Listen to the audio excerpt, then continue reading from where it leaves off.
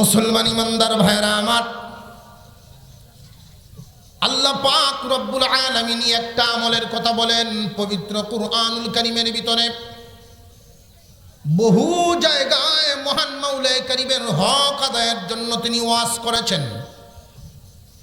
যত জায়গায় আল্লাহর পাওনা আদায়ের ব্যাপারে বলছেন, পাশাপাশি মা বাবার পাওনার ব্যাপারটা লাগাইয়া দিয়েছেন।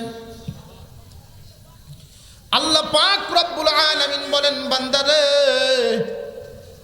আমার পাওনা আদায় করার পরেই মা বাবার হক আদায় করো।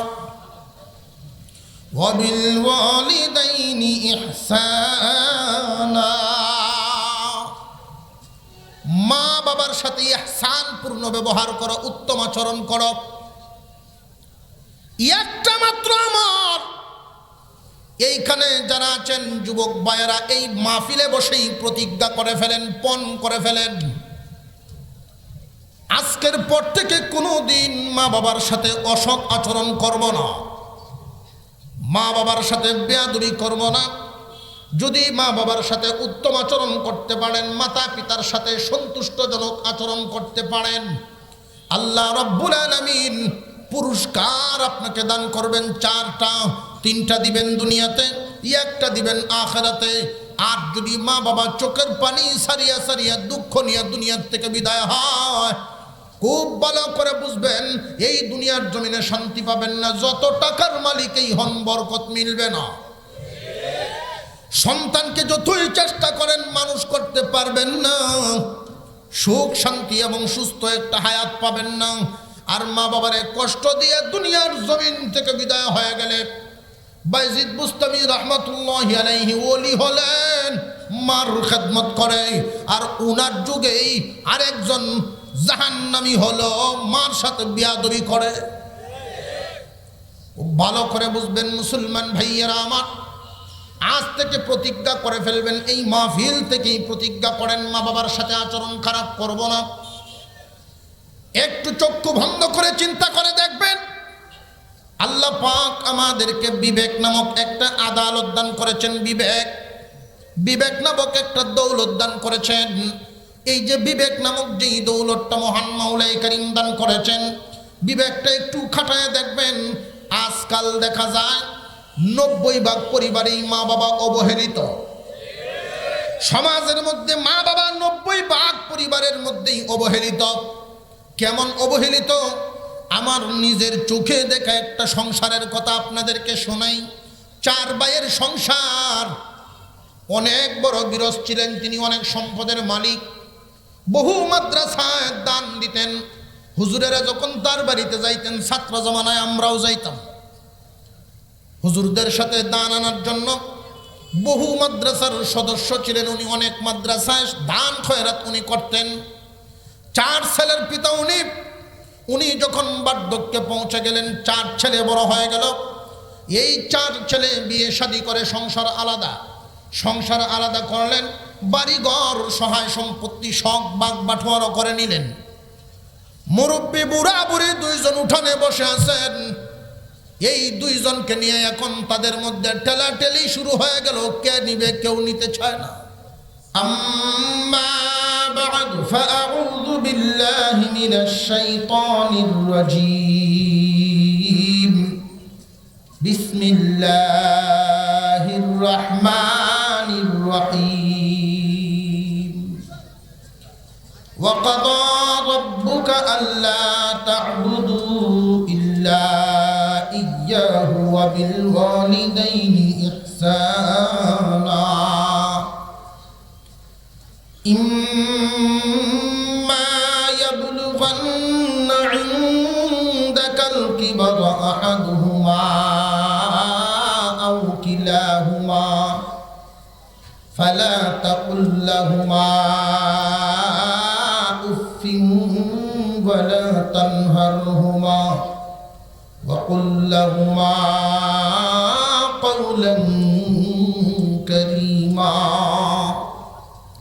واخفض لهما جناح الذل من الرحمة وقل رب ارحمهما كما ربياني صغيرا صدق الله العظيم وقال رسول الله صلى الله عليه وسلم الجنة تحت أقدام الأمهات وصدق رسوله النبي الكريم ونحن على ذلك من الشاهدين والشاكرين والحمد لله رب العالمين اللهم صل على محمد وعلى آل محمد كما صليت على إبراهيم وعلى آل إبراهيم إنك حميد مجيد اللهم بارك على محمد وعلى آل محمد كما باركت على إبراهيم وعلى آل إبراهيم إنك حميد مجيد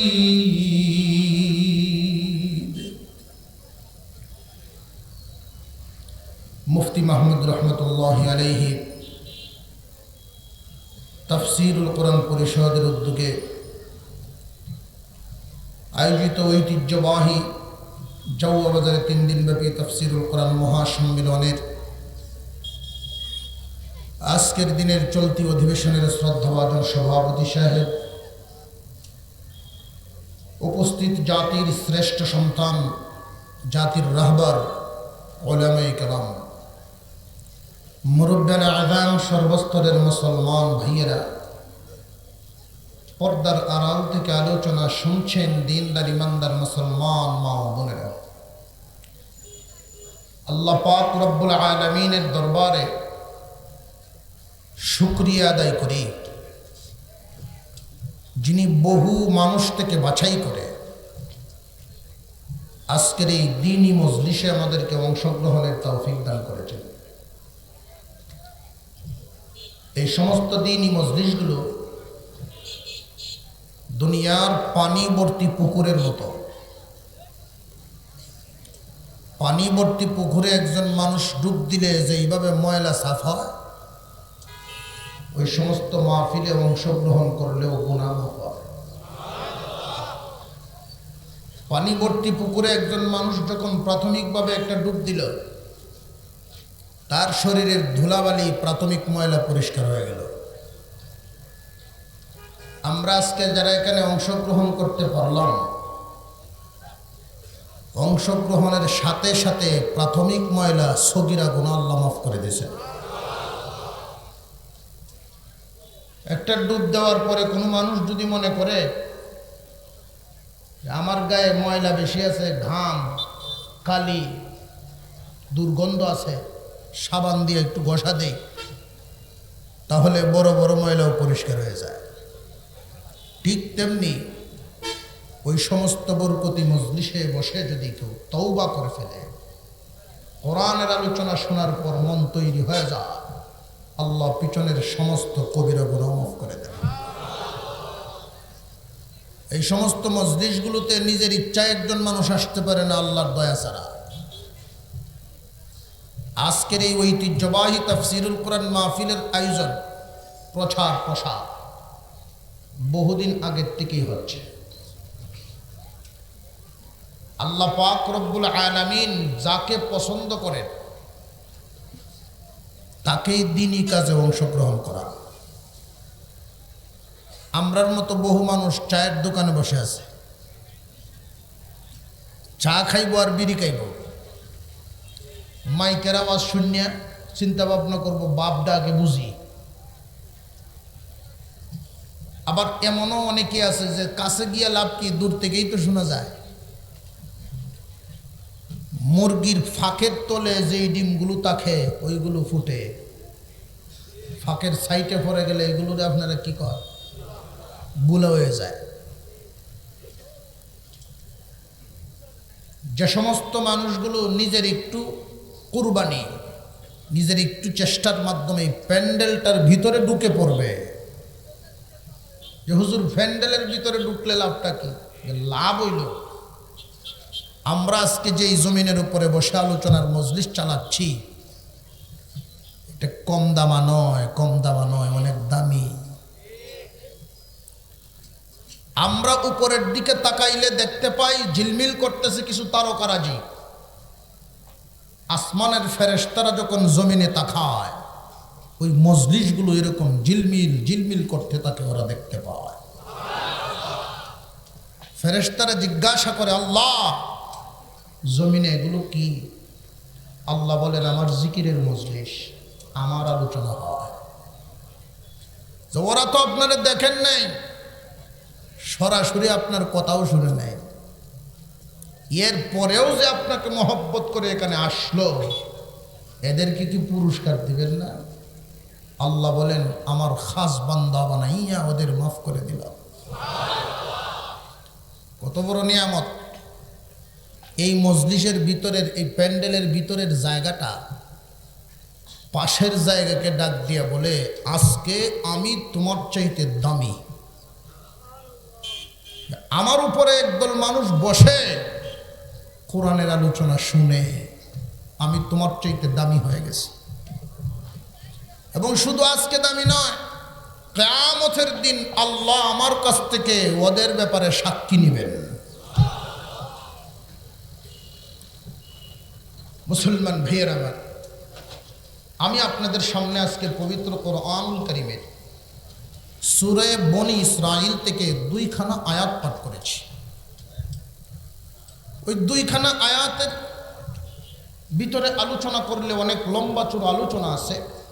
2টা বিষয়, আল্লাহর কাছে বান্দার পাওনা আছে, বান্দার কাছে আল্লাহর পাওনা আছে। মা বাবার কাছে সন্তানের পাওনা আছে, সন্তানের কাছেও মা বাবার পাওনা আছে। একে যদি অপরের পাওনা আদায় করে, সে পাওনা আদায়ের আশা করতে পারে। আল্লাহর কাছে বান্দার পাওনা, বান্দার কাছে আল্লাহর পাওনা। যেই বান্দায় আল্লাহর পাওনা আদায় করে, আল্লাহ সেই বান্দার পাওনা আদায় করে। যেই মা বাবায় সন্তানের পাওনা আদায় করে, সন্তান বড় হইয়া ওই মা বাবার পাওনা আদায় করে। যেই মা বাবায় সন্তানের পাওনা আদায় করে না, সন্তানও বড় হইয়া মা বাবার পাওনা আদায় করে না। তো আমি আজকে ওই যে 4টা বিষয়, আল্লাহর কাছে বান্দার পাওনা, বান্দার কাছে আল্লাহর পাওনা, মা বাবার কাছে সন্তানের পাওনা, সন্তানের কাছে মা বাবার পাওনা, এই 4 বিষয় আলোচনা করার মতো সময় আমার হাতে নাই। আমি একটা বিষয় আলোচনা করব, মা বাবার কাছে সন্তানের কি পাওনা আছে, এবং সন্তান মা বাবার পাওনা যদি আদায় করতে পারে তার জন্য পুরস্কার কি আছে। অত্যন্ত শর্টকাট একটা ব্যবসা, কাজ কম, লাভ বেশি। কাজ করব আমরা একটা, আল্লাহ পুরস্কার দিবেন 4টা। আর একটু জোরে কন্যা সুবহানাল্লাহ। কাজ কয়টা? একটা। আল্লাহ পুরস্কার দিবেন 4টা। 3টা পুরস্কার দুনিয়াতে, একটা পুরস্কার আখিরাতে। কাজটার কথা পরে বলি, পুরস্কারগুলি আগে শুনি। 1 নাম্বার পুরস্কার দেওয়া হবে, এই দুনিয়ার জমিনে বান্দা যতদিন বেঁচে থাকবে, আল্লাহ পাক তার রুজি রোজগারে বরকত ঢেলে দিবেন। যেই ব্যক্তি কাজটা করতে পারবে না, আমলটা করতে পারবে না, সে কোটি টাকা ইনকাম করলেও বরকত সে পাবে না। বহুত মানুষ সমাজে এমন আছে, কোটি কোটি টাকার ব্যবসা করে, আউলা জাউলা ভাঙ্গে না, বেড়াছেরা ভাঙ্গে না, পেরেশানি দূর হয় না। বরকত আল্লাহ ঢেলে দিবেন, ইনকামের সাথে বরকতের সম্পর্ক না। বরকত যদি আল্লাহ দেন, ইনকাম বেশি হইলেও সুখ, কম হইলেও সুখ। বরকতটা কেমনে বুঝাই আপনাদেরকে? আল্লামা শেখুল হাদিস আজিজুল হক রহমতুল্লাহ আলাইহি উনি ওনার ভাষায় আমাদের এলাকায় বলছিলেন, কম তেলে মসমসা ভাজা, কম তেলে মসমসে ভাজা। তেল কম কিন্তু মজা বেশি। বরকতি মাল, বরকতি জিন্দিগি, বরকতের যেই বিষয়টা, এটা সহজে বোঝাই। আপনি যদি এই আমলটা, একটা আমলের কথাই বলছি, কাজ করব আমরা কয়টা? আমলটার কথা পরে বলতেছি। এই একটা আমল করলে আল্লাহ যে বরকত দিবেন, এইরকম একজন বরকতওয়ালা লোক মাসে ইনকাম করে 10,000।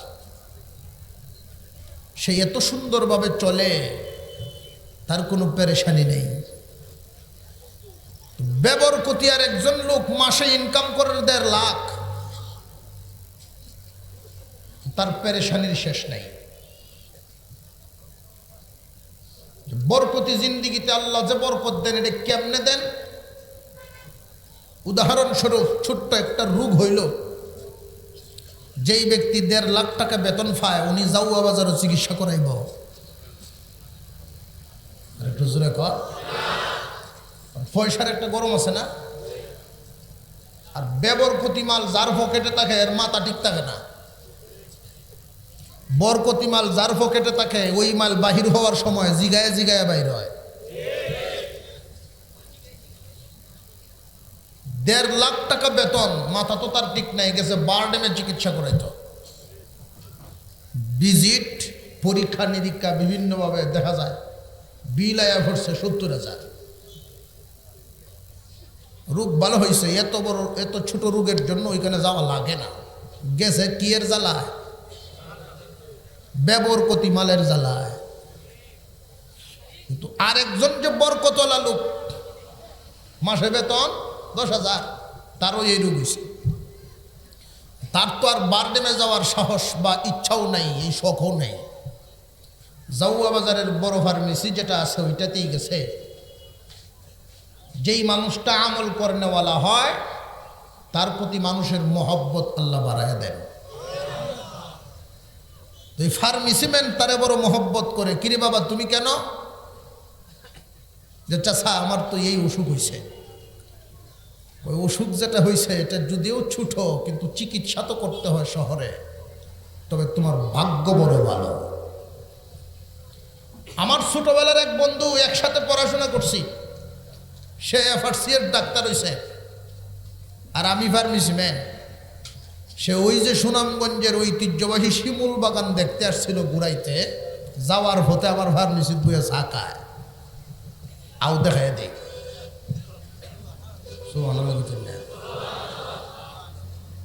যেই মাত্র তার সামনে নিল, রোগ দেখে 70 টাকার ওষুধ দিছে। বালা বেবরকতি লোকের গেল কত? 70,000। আর বরকতওয়ালা লোকের 70। কাম তো একটাও। এই জন্য কম তেলে মসমসা ভাজা। কথা বুঝে আসতেছে আপনাদের? আমল করবো একটা, আল্লাহ বদলা দিবেন 4টা। 3টা দুনিয়াতে, একটা আখেরাতে। এই দুনিয়ার 3টার মধ্যে 1 নাম্বার, আল্লাহ বরকত ঢেলে দিবেন। বরকত মালে বরকত দিবেন। 2 নাম্বার, সন্তানাদি মানুষ হোক। আমরা কারা কারা চাই? হাত তুলেন। মাশাআল্লাহ, যেই ফুলাফান বিয়া করছে না, হেরাও তুলছে, দেখা যায় না। যাই হোক, আল্লাহ চাইত হইব না। সন্তানাদিকে মানুষ করার জন্য কত চেষ্টা, কত প্রচেষ্টা। গ্রাম ছেড়ে শহরে বাসাবাড়ি করে, শহর ছেড়ে বিদেশ পাড়ি দেয়। আল্লাহর পক্ষ থেকে ঘোষণা, মুফাসসিরিনে কেরাম বলেন, আমল করবা একটা। 2 নাম্বার পুরস্কারটা হবে, আল্লাহ নিজ জিম্মায় সন্তানগুলোকে মানুষের মতো মানুষ বানায় দেবেন। শিক্ষিত বানাইবেন এই শর্ত না, মানুষ বানাইবেন। শিক্ষিত হওয়া এক জিনিস, মানুষ হওয়া আরেক জিনিস। বহুত শিক্ষিত মানুষ আছে, মনুষ্যত্ব নাই, অমানুষ। আল্লাহ মানুষ বানায় দিবেন, মনুষ্যত্ব দিবেন। 3 নাম্বার পুরস্কার, একজন মানুষ সবচাইতে সুখী সেই ব্যক্তি যে সুস্থ থাকতে পারে সারা জীবন। সুস্থতা যে কত বড় নিয়ামত। আমি একজন বড় আলেমের কাছে শুনছিলাম, আমি কোনো জায়গায় পাই নাই, কোনো কিতাবে পাই নাই, এরপরেও শোনায় দেই কথাটা। মুসা আলাইহিস সালাম আল্লাহর সাথে কথা বলেন, আল্লাহ আমি একটা কথা বলতাম। কি কথা? আজকে যেমনে বলতেছ বোঝা যায় একটু বয়ে বয়ে যে হ্যাঁ কথাটার সাইজ খুব ভালো না। বন্ধু বন্ধুর সাথে কথা বললে এটা অন্যরকম না? মুসা আলাইহিস সালাম আল্লাহর সাথে কথা বলতেছেন, আল্লাহ আমি যদি আল্লাহ হইতাম, তুমি যদি বান্দা হইতা। আল্লাহ বলেন কি বলো, এটা কি সম্ভব? যে সম্ভব যে না এটা তো আমিও জানি, এজন্যই তো আগে ইতস্থ করছি, একটা উদ্দেশ্যে জিজ্ঞাসা করছি। আমি যদি আল্লাহ হইতাম আর তুমি যদি বান্দা হইতা, আমার কাছে তুমি কি চাইলা? আল্লাহ বলেন এটা তো হবে না, তবে যদি হইতো তুমি যে উদ্দেশ্যে জানতে চাইতো, তোমার কাছে আমি সুস্থতা চাইতাম। সুস্থতা কত বড় নিয়ামত, যে অসুস্থ হয়েছে সে বুঝে। 3 নাম্বার, দুনিয়ার 3 নাম্বার পুরস্কারটা আল্লাহ পাক দিবেন, সারা জীবন সুস্থ হায়াত দান করবেন। গর্রে ফার্মেসি বানানি লাগতো না। দুনিয়ার পুরস্কার কয়টা? 1 নাম্বার বরকত, আর আমলটা যারা না করবে ওর হলো বেবরকত। 2 নাম্বার সন্তানাদি মানুষের মতো মানুষ হবে, যদি আমলটা না করে যতটা খাই ডালুক ওরা শিক্ষিত হতে পারবে, মানুষ হবে না। 3 নাম্বার, ডাক্তার তোমার গলার সাথে যদি চেইন লাগাইয়া বাইন্ধে থাও, এর হলেও সুস্থ হায়াত পাইবা না। আর আখিরাতের পুরস্কার, জান্নাতের 2টা দরজা খুলে রাখা হবে, যেটা দিয়ে ইচ্ছা ওইটা দিয়ে জান্নাতে ঢুকব। পুরস্কারগুলি ছোট ছোট না বড় বড়? দুনিয়ার জন্য যেই 3টা পুরস্কার বললাম, বরকতে জীবন, বরকত যদি একজন মানুষ পায়া বয়, এর চাইতে সুখী আর কি আছে? পেরেশানি নেই। মুসলমান ইমানদার ভাইরা আমার, আল্লাহ পাক রব্বুল আলামিন একটা আমলের কথা বলেন পবিত্র কুরআনুল কারীমের ভিতরে। বহু জায়গায় মহান মাওলাই কারীমের হক আদায়ের জন্য তিনি ওয়াজ করেছেন। যত জায়গায় আল্লাহর পাওনা আদায়ের ব্যাপারে বলছেন, পাশাপাশি মা বাবার পাওনার ব্যাপারটা লাগাইয়া দিয়েছেন। আল্লাহ পাক রব্বুল আলামিন বলেন, বান্দারে আমার পাওনা আদায় করার পরেই মা বাবার হক আদায় করো। ওয়াবিল ওয়ালিদাইনি ইহসানা, মা বাবার সাথে ইহসান পূর্ণ ব্যবহার করো, উত্তম আচরণ করো। একটা মাত্র আমার এইখানে যারা আছেন যুবক ভাইয়েরা, এই মাহফিলে বসেই প্রতিজ্ঞা করে ফেলেন, পণ করে ফেলেন, আজকের পর থেকে কোনো দিন মা বাবার সাথে অসৎ আচরণ করব না, মা বাবার সাথে বেয়াদবি করব না। যদি মা বাবার সাথে উত্তম আচরণ করতে পারেন, মাতা পিতার সাথে সন্তুষ্টজনক আচরণ করতে পারেন, আল্লাহ রব্বুল আলামিন পুরস্কার আপনাকে দান করবেন 4টা। 3টা দিবেন দুনিয়াতে, 1টা দিবেন আখিরাতে। আর যদি মা বাবা চোখের পানি সারিয়া সারিয়া দুঃখ নিয়ে দুনিয়ার থেকে বিদায় হয়, খুব ভালো করে বুঝবেন এই দুনিয়ার জমিনে শান্তি পাবেন না। যত টাকার মালিকই হন, বরকত মিলবে না। সন্তানকে যতই চেষ্টা করেন মানুষ করতে পারবেন না, সুখ শান্তি এবং সুস্থ একটা হায়াত পাবেন না। আর মা বাবারে কষ্ট দিয়ে দুনিয়ার জমিন থেকে বিদায় হয়ে গেলে বাইজিদ বুস্তামি রাহমাতুল্লাহি আলাইহি ওলি হলেন, মার খেদমত করে। আর উনার যুগেই আরেকজন জাহান্নামী হলো, মার সাথে বিয়াদবি করে।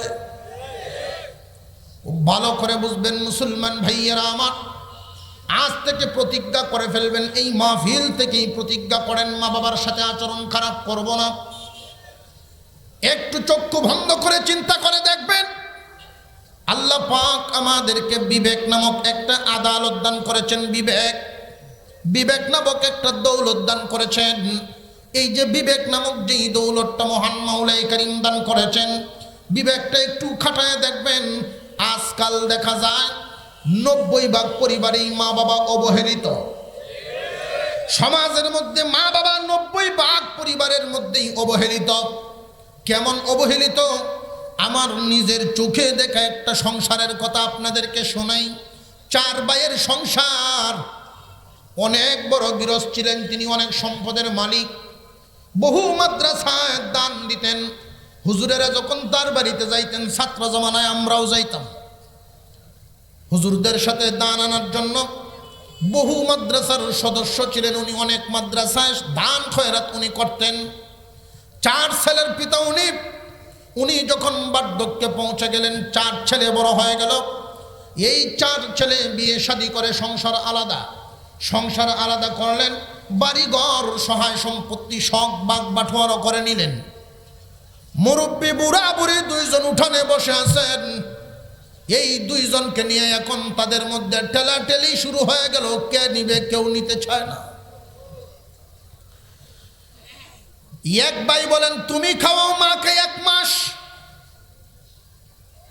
আর আরেকজনে খাওয়াবে বাবাকে 1 মাস।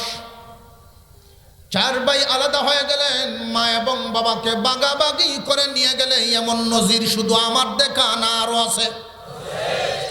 খুব সাবধান। এই 4 সন্তানকে এক বিছানায় মা বাবায় বড় করেছেন, কোনোদিন আলাদা করেন নাই, কোনোদিন আলাদা হতে দেন নাই। তারা ওই সময় কিন্তু এটা কল্পনাও করেন নাই যে এই সন্তানগুলো কলিজার টুকরা সন্তান। তাদের ব্যথায় মা বাবার মন ব্যথিত হয়, তাদের কান্নায় মা বাবা কেঁদে ওঠেন। কিন্তু এই সন্তানগুলো একদিন বড় হয়ে সোনার সংসার ভেঙে দিয়া স্বামী স্ত্রীকে পর্যন্ত আলাদা করে দিবে। এ মুসলমান ভাইয়েরা আমার, আমাদের বিবেক অনেক সময় অন্ধ হয়ে যায়। খুব সাবধান, খুব সাবধান। অনেক মানুষ দোয়ানার জন্য বিভিন্ন দরবারে দৌড়ে, আউলা জাউলা শুরু হয়ে গেল, ব্যবসায় উন্নতি নেই, বরকত নেই, ঋণ, অনেক সময় ঋণ, টাকা পয়সা মায়ের বহুত যায় ঝামেলার জন্য পীরের দরবারে যায় মোটা মোটা হাদিয়া নিয়ে দোয়া আনার জন্য। কসম করে বলতে পারি এই দোয়া কবুল হবে না।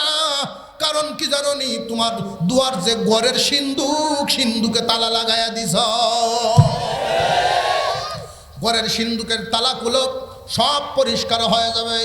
মা এবং বাবা এই 2 জন তোমার জন্য বিরাট বড় এক নিয়ামত। সাবধান, মা এবং বাবা যতদিন পৃথিবীর জমিনে জিন্দা থাকবেন, তাদের জীবদ্দশায় কোনোদিন তাদেরকে তোমরা আলাদা দিও না। যদি আলাদা করে ফেলো, তাদের মনের অবস্থা তোমরা জানো না, ভেঙে খান খান হয়ে যায়। একজনই একজনে খান, যদিও প্রতিবাদ করতে পারেন না, বুড়া হয়ে গেছেন, দুর্বল হয়ে গেছেন। মহান আল্লাহ কিন্তু এই জন্যই বলেন ওয়াবিল ওয়ালিদাইনি ইহসানা, মা বাবার সাথে উত্তম আচরণ করবা। আমরা যদি প্রশ্ন করি কখন, আল্লাহ বলেন ইম্মা ইয়াবলুগান্না ইনদাকাল কিবারা আহাদুহুমা আও কিলাহুমা ফালা তাকুল লাহুমা উফফিন ওয়ালা তানহারহুমা। মহান মাওলা কত সুন্দর বিধান ইসলামে রেখে দিয়েছেন। একজন মানুষ যখন সারাটা জীবন সংসারের জন্য খাটায় দিল, বার্ধক্যে পৌঁছে গেলে মানুষটার অবস্থা হয়ে যায় শিশুর মতো। বার্ধক্যে পৌঁছার পরে একজন মানুষ শিশু হয়ে যায়। আল্লাহ বিধান করে দিয়েছেন, সন্তানেরা রে, তোমরা তোমাদের মা বাবার সাথে তখন উত্তম আচরণ করবা। উত্তম আচরণ করবা কখন? বিশেষ করে তারা বুড়া হবে যখন। তারা বার্ধক্যে পৌঁছে গেলে তারা অসহায় হয়ে যায়, কামাই রুজি নাই, মন মতো আর খরচ করতে পারে না। রে যুবক ভাইয়েরা আমার, তোমাদেরকে আমি বলে দেই, সবার ইনকাম সমান নয়। তোমার রুজি অনুযায়ী তোমার মা বাবার পকেটের দিকে, হাতের দিকে নজর রাখবা। তোমার ইনকাম যদি কম হয়, কম হইলেও বাবার হাতে প্রতি মাসে 200 টাকা হলেও ব্যক্তিগত দিয়া দিবা। ও বাবা, এই টাকা কোথায় খরচ করবেন আমি আপনাকে প্রশ্ন করব না। বাবা গো, জীবনে কত টাকা চাইলাম, কত টাকা তোমার কাছ থেকে নিলাম। বাবাই কিন্তু সন্তানের কাছে চাইতে পারে না। একজন মানুষ বুড়া হয়ে গেলে শিশুর চাইতেও দুর্বল হয়, অনেক দিক থেকে শিশুর চাইতে দুর্বল হয়ে যায়। কারণ একজন শিশু তার বাবার কাছে তার চাহিদা পেশ করতে পারে, আব্বা টাকা দাও, জোরে কর। কিন্তু মুরব্বী মানুষ বাবা মুখের লজ্জায়, চক্ষু লজ্জায় সন্তানের কাছে টাকা চায় না। কেন জানেন? চায় না এই কারণেই, চিন্তা করে যারে সারা জীবন দিলাম, আজকে আমি অসহায়, এখন কেমনে চাই। রে সন্তান, তোমার বিবেক ঘুমায়া গেছে, এটাকে জাগ্রত করো। তোমার বাবার একটা সহপাঠী আছে, তাদের বন্ধু বান্ধব আছে সমবয়সী যারা, একসাথে যখন বাজারে বসেন, এক মুরব্বী আর এক মুরব্বীরে চা খাওয়ায়, উনার মনেও তো চায় সে আর একদিন খাওয়াইতো। উনি যখন বাজারে যান, উনার তো মনে চায় কিছু কিনতে। কিন্তু তুমি কেমন সন্তান রে ভাই, তোমার বাবার মনের দিকটা তুমি লক্ষ্য রাখো না। কেমনে তুমি আসমানের বরকতের দরজা খুলবা? রুজি রোজগারের বরকত কেমনে পাইবা? বরকত যেখানে দিলে পাওয়া যায় সেইখানে তুমি দাও না। বন্ধু বান্ধবের আড্ডায় বসে শত শত কবর খরচ করো, বাবার পকেটের দিকে তোমার নজর নেই। খুব ভালো করে বুঝে রাখবেন, মা এবং বাবারে যদি খুশি রাখতে পারেন, মহান মাওলা 3টা পুরস্কার দুনিয়াতেই দিয়ে দিবেন। মাতা পিতাকে খুশি করার জন্য যারা চেষ্টা করে, সন্তান ভালো শিক্ষিত, ভালো মেজাজের, কিন্তু বিবেক ঘুমায় আছে, আমরা খেয়ালেই করি না। বেখেয়াল অবস্থায় মা বাবার সাথে এই ভুলগুলো হইয়া যায়। এমনি খারাপ আচরণ করে না, ঠিক খারাপ না, মা বাবারে খাওয়ায়, মা বাবারে দেখাশোনা করে। কিন্তু আল্লাহ যে কিছু বিধান দিয়েছেন, এই বিধানগুলো আমাদের অনেক সময় অজান্তেও অপালন হয়ে যায়, পালন হয় না। মহান মাওলাই কারীম মা এবং বাবার সাথে উত্তম আচরণ করার জন্য আদেশ দিয়েছেন। আমি একজন মুরব্বী মানুষের কথা শোনাই। মুরব্বী বন্ধুদের সাথে চলেন, অনেকের কাছ থেকেই চা খান, মাঝে মাঝে দোকান বাকি হয়ে যায়, দোকানদার চাপ দেয়, আপনার ছেলেরা চাকরি করে, আপনি না ধনী মানুষ, আমার 500 টাকা বাকি হয়ে গেছে, দেন না কেন? এই মুরব্বী চিন্তা করেন, আমার ছেলে তো কয়েকজন, সবার মেজাজ তো সমান না, কার কাছে চাইতে পারি? গেইটের কাছে দাঁড়ায় আছেন, ছেলে যখন বাহির হবেন বৌমার সামনে বলা যাবে না, লজ্জার ব্যাপার। পরিবারের অন্যদের সামনে চাওয়া যাবে না, তার শরম লাগে। ছেলে যখন অফিসে যাবে, ছেলে ভদ্র কিন্তু খেয়াল নেই, যেটা আমাদের অনেকেরই হয়। গেইটের সামনে ছেলেটা দাঁড়ায়, বাবা দাঁড়ায় আছেন, ছেলে যখন খানা খাওয়া বাহির হবে, বাবা যখন দাঁড়ায় আছেন, বাবাকে জিজ্ঞাসা করলেন, আব্বা কিছু বলবেন নাকি? খুব নরম সুরে বললেন, তোমার কাছে কি কয়টা টাকা হবে? আমার 500 টাকার বড় দরকার ছিল। ছেলেটার চোখ দিয়ে হাউমাউ করে কান্না এবং পানি পড়া শুরু হয়ে গেছে। বিবেকটা জাগ্রত হয়ে গেছে। মানিব্যাগটা বাহির করে বাবার সামনে তুলে ধরছে, আব্বা ভুল করে ফেলছি, বুঝতে পারি নাই, আপনারও যে মাঝে মাঝে টাকার দরকার এটা বুঝতে পারি নাই। মনে হয়ে গেছে এই গেটের সামনে কতদিন দাঁড়ায় আপনার কাছ থেকে 10 টাকা 20 টাকা নিতাম স্কুলে যাওয়ার সময়। আজকে বুঝি আপনি এত অসহায় হয়ে গেছেন, আমার কাছে টাকা চাওয়া লাগে। আব্বা ভুল হয়ে গেছে, মাফ করে দিন, জীবনে আর এমন হবে না। প্রতি মাসের বেতনটা উঠায়া আপনার হাতে দিব, আপনি যতটুকু প্রয়োজন রেখে বাকিটা আমারে দিবেন, ওইটা দিয়ে সংসার চালাবো। মাতা পিতার মন থেকে যদি দোয়া আনতে পারেন, তাহলে এই আল্লাহর মাওলার আরশ খুশি হয়ে যায়, মাওলার বরকতের দরজা খুলে দিবেন। মা বাবা যদি সন্তুষ্ট হয়ে যান, কম রুজি রোজগারের মধ্যে বরকত হয়ে যায়। আর যদি মা বাবা অসন্তুষ্ট হয়ে যান তাহলে কিন্তু তোমার কপালে বিপদ। যত ইনকামেই করো না কেন পেরেশানি দূর হবে না। মুসলমান ভাইরা আমার, মা বাবার সন্তুষ্টির জন্য আজকের থেকে আমরা প্রতিজ্ঞা করে ফেলবো, মাতা পিতার সাথে আচরণ কেমন করা লাগবে। আল্লাহ পাক রব্বুল আলামিন কত আসান বিধান দিয়েছেন। আল্লাহ এই হুকুম দেন নাই মোটা মাছ খাওয়াতে হবে, এই হুকুম দেন নাই কারণ বান্দার উপরে জুলুম হবে, সবাই পারবে না। দামি দামি কাপড় কিনে দিতে হবে, আল্লাহ কোথাও বলেন নাই। মহান মাওলাই কারীম এমন বিধান করেছেন যেই বিধানটা সবারই পালন করা সম্ভব। আল্লাহ বলেন, ইয়াবলুগান্না ইনদাকাল কিবারা আহাদুহুমা আও কিলাহুমা ফালা তাকুল লাহুমা উফিন ওয়ালা তানহারহুমা। তাদের সাথে যখন কথা বলবা, মন ভালো ছেলের কিন্তু আচার আচরণটা মা বাবার সাথে যে করে এমন আচরণ মা বাবা আশা করে না। ধমকায় ধমকায় কথা কয়, বাবা কই যাইবে, তুমি জানি কি করতা। আল্লাহ বিধান করে দিয়েছেন মা বাবার সাথে উঁচু আওয়াজে ধমকের সুরে কথা বলবা না, বিরক্তির আওয়াজে কথা বলবা না। মা বাবার সাথে উফিউ ওয়ালা তানহারহুমা, ধমকের সুরে বিরক্তির আওয়াজে, অর্থাৎ কপালের চামড়া খুশ করিয়া কথা বলবা না। মা বাবার আঘাত লাগে এমন ভাবে তুমি কথা বলবা না। কথা কেমনে বলবা জানো? মহান মাওলা বলেন, ওয়াকুল লাহুমা কাওলান কারীমা। সম্মান সূচক ভাষায় ভদ্রতার সাথে কথা বলো। ভদ্রতার সাথে যদি কথা বলো তাদের দিল খুশি হয়ে যাবে। আল্লাহ বলেন, ওয়াখফিদ লাহুমা জানাহাদ যুল্লি মিনার রাহমা। তুমি ডিসি হয়ে গেছো, অসুবিধা নাই, মার কাছে বাবার কাছে তুমি শিশু। বড় মুফতি হয়ে গেছ, তোমার যদি বাবা বা মা বেঁচে থাকেন মনে করবা বড় নিয়ামত আছে। তুমি বড় আলেম হয়েছো, এই ইলমের নূর বাড়াতে পারবা, তোমার জায়গা আছে। মা বাবার সামনে গিয়া নতজানু হয়ে তুমি এমন ভাবে বসো যেইভাবে ছোটবেলায় বসতা।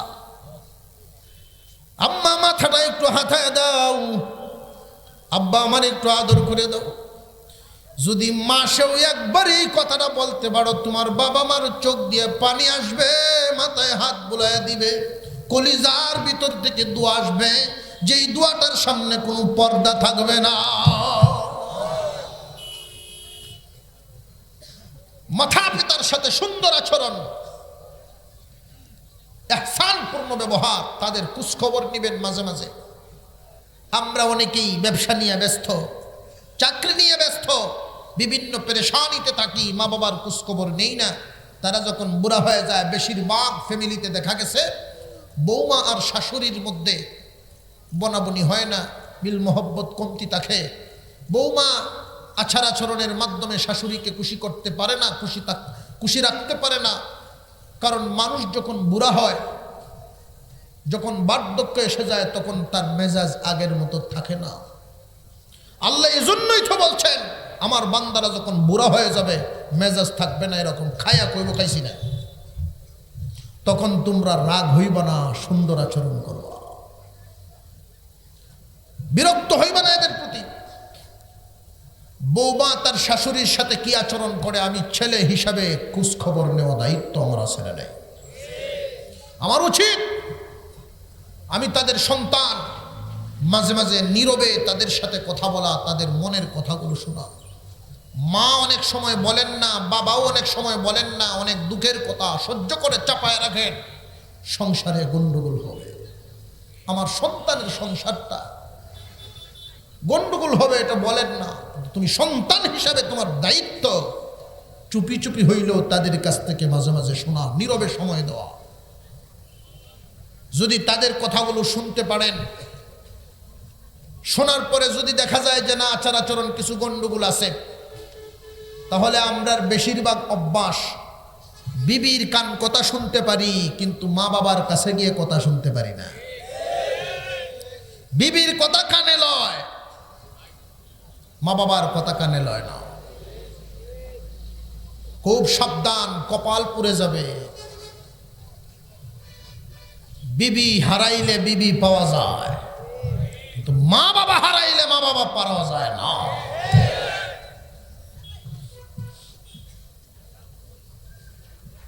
এক ছেলে 5 বছর বয়সে তার আম্মা মারা গেল।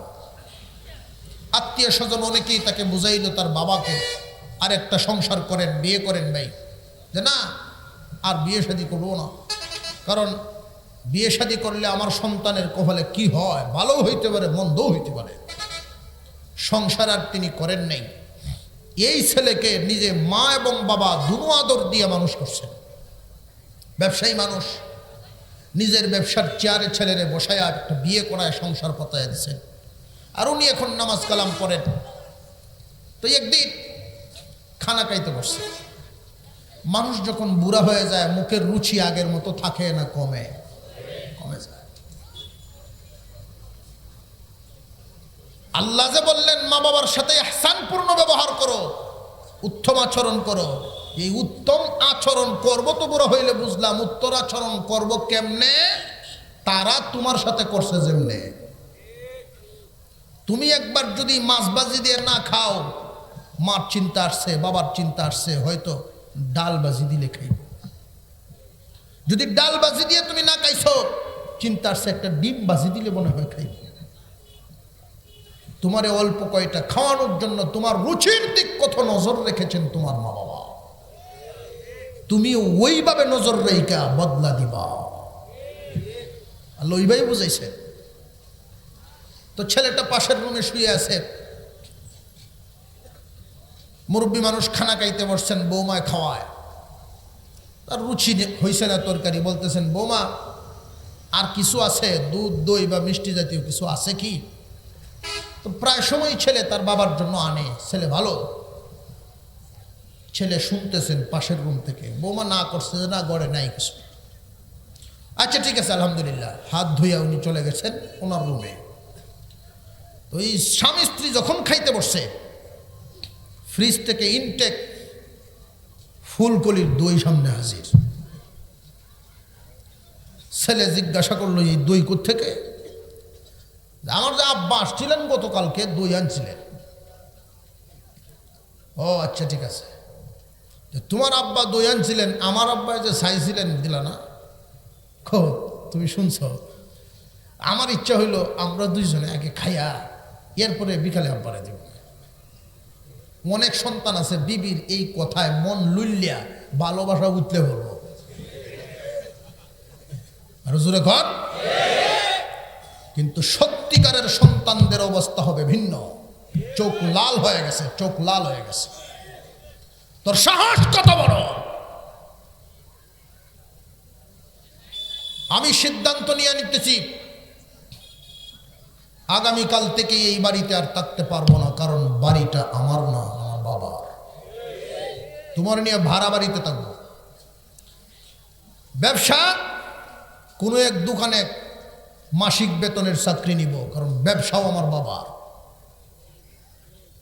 তখন বুঝবা বাবার সম্পদের দাম কত। ছেলের চোখ গরম, আর এই বাসন শূন্য। বউ দৌড় দেখে শ্বশুরের ভাব করছে, আব্বা আপনি মাফ করেন, নইলে আমার এই বাড়ির তাহার গতি নাই। ঠেলা কি বেশি দিন লাগছে না, একদিনই পরিষ্কার। মাঝে মাঝে কুচখবর নেওয়া, কুচখবর নিয়ে যদি কিছু পাওয়া যায়, এই রকম ভাবে একটু শক্ত ভূমিকা নেওয়া, আমার মনে হয় বহু পরিবার ঠিক হয়ে যাবে, মা বাবার দুঃখ অনেক দূর হয়ে যাবে। এক বুড়া বেটা মুরব্বী হয়েছেন, বৌমা বেজাল্লে বৌমা, আল্লাহ জানে মাইকের আওয়াজ যত দূর যাইতেছে শুধু বৌমার কথা আইতেছে। সকল বৌমারা হুজুর কি খালি বৌমারা রেগেলেছি না। অনেক শাশুড়িও আছেন বৌমাকে নিজের মেয়ে মনে করতে পারে না। শাশুড়ির দায়িত্ব বৌমাকে নিজের মেয়ে হিসাবে নিয়ে নেওয়া। বৌমার হাতের একটা গ্লাস ভেঙে গেছে, শাশুড়ির ভূমিকাটা হবে এমন, তোমার মনটা খারাপ করলে কিন্তু গ্লাস ভাঙছে, জিনিস ভাঙছে, কি হয়েছে মায়া? কোনো ব্যাপারই না। আমার হুত্রা বললে আরো 10টা লইয়ে গেলি, কোনো ব্যাপার হলো বেটি? মনটা কি ভালো হইতো না তার? আর যদি কয় জিনিসটা যে বাংশ বাপের বাড়ির তো কয়টা আনছিলা, এরকম আছে না নাই? এই তো ফেসলে কি গেল। শাশুড়িরও উচিত হক আদায় করা, বৌমারও উচিত হক আদায় করা। যে বৌমা হইল এক বাটি রাখছে খুব সুন্দর, মাফিয়া শ্বশুরে বাদ দেয়। আব্বার জন্য একটা মাফিয়া সুন্দর একটা বাটি হয়েছি, আদর করে বাটি রাখছে, শ্বশুরের মাফিয়া বাদ দেয় এই বাটিতে। এখন শ্বশুরের তো ফেট পড়ে না, এই দুঃখ কইব কার কাছে? এক নাতি আছে 9 10-এ পড়ে, নাতির এটা কেন হয়, তোর মাঝে আমার বাদ দেয়, আমার তোর ভাই ফেট পড়ে না। কি করা? বললে তো তোর মাঝে রাগি, আমারও তো আরো 100 কথা শোনাইব। দাদা এক কাম করো, কি খাম? কই বাড়ি ভাঙ্গে লাও, কই বাড়ি দেয়া আরেকবার যখন দিব ভাঙ্গে লাও। খস কি বাড়ি ভাঙ্গে লাইতা, ফোরে কি গতিব? ফোরের গতি আমি বুঝবো না। নাতি বুদ্ধি শিখাই দিছে। রাত্রে যখন খানা, দুপুরবেলায় খানা যখন দিছে, খানা খাইয়া বাড়ির টেবিলের উপর হলা দিছে, ভাঙ্গে গেছে। বৌমা খুব চেতাচেতি, হ্যাঁ একটু সতর্ক নাই পর্যন্ত, বাড়িতে কেমনে ভাঙলেন? মুরব্বী কইছে যে আমার হুতের কাছে কইলে কি আনতো না, কালে হুত হুত করুন না, যে হুতে বুঝে পয়সা কামাইলে কি কষ্ট লাগে আপনি কি বুঝবেন? 2-3 কথা তর্কাতর্কি হয়েছে। বৌমা আজকে আয়োগ বাড়ি, যেই ছেলে বাড়িতে সে তোমার বাপে যা কওয়া কইল আমারে, কিতলে তোরে কইছে যে এক বাড়ি রাখছিলাম শখ করিয়া, তুমি দেখছিলে না? হ্যাঁ খুব সুন্দর বাড়ি আছে, এই বাড়ি ঘেরে ভাঙ্গে লাইছে। যখন ছেলে গে হ্যাঁ বুড়ো হইছ, অত পোশাকের লাগি বোর হুকি লইয়া নাতিও হয়েছে যে গেছে। দেখো দাদা তুমি বাড়িতে বাংলা গেলে, এই বাড়ি কেন বাংলা? হন দাদা কয় হেই তুই একটু কই দিসলে, তুই না কই দিসলে, তুমি বাড়ি কেন বাংলা? আমি মাফ ফায়াম কই, মাফ কই ভাই মো। তখন ছেলের বাপে জিগায় কিরে হোক তুই মাফের কথা কি তা কস?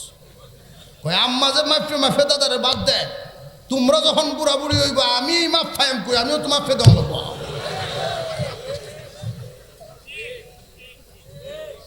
ছেলে বৌমার কাছে কয় শুনছস তোর হুতে কি কয়, যদি বুড়া বয়স ফেট বুড়ে খাইতে চাস মাফের চিন্তা বাদ দে। কথা বুঝে আসছে? আল্লাহ পাক রব্বুল আলামিন আমাদেরকে এই কথাগুলো বুঝার তৌফিক দান করুক, বলুন আমিন। আরো জোরে বলেন আমিন। মাতা পিতার সাথে যদি উত্তম আচরণ করতে পারেন, মা বাবারে খুশি করে কবরে দিতে পারেন। কয়দিন ভাই আপনার হাতে যখন সংসার আসে, সংসার যখন আপনার হাতে চলে আসলো, মা বাবা বার্ধক্যে চলে গেল, বেশি তো বেশি 20 বছর, নইলে আরো কম 10 15 10 5 2ও থাকে। এই মা বাবারে সামান্য কয়েকদিন ধৈর্য ধরে খুশি করে যদি কবরে দিতে পারো, তাহলে তোমার জন্য পুরস্কার 4টা, 3টা দুনিয়াতে, 1টা আখিরাতে। 1 নাম্বার পুরস্কার আল্লাহ পাক তোমার রুজি রোজগারে বরকত দিবেন। 2 নাম্বার পুরস্কার সন্তানগুলোকে মানুষের মতো মানুষ বানাবেন। 3 নাম্বার পুরস্কার সুস্থ হায়াত দিবেন। 4 নাম্বার পুরস্কার আখিরাতে আল্লাহ জান্নাতের দরজা খুলে রাখবেন। মার নামে একটা, বাপের নামে একটা, যারাই ভাও যারাই খুশি করতে পারো, ইচ্ছা মতো জান্নাতের ভিতরে ঢুকব। আল্লাহ যেন আমাদের আমলের তৌফিক দেন, বলুন আমিন। যাদের মা বাবা আছে এই মাঠে বসে জাওয়ার তাফসীর, বরকতের তাফসীর, বরকতি জায়গা।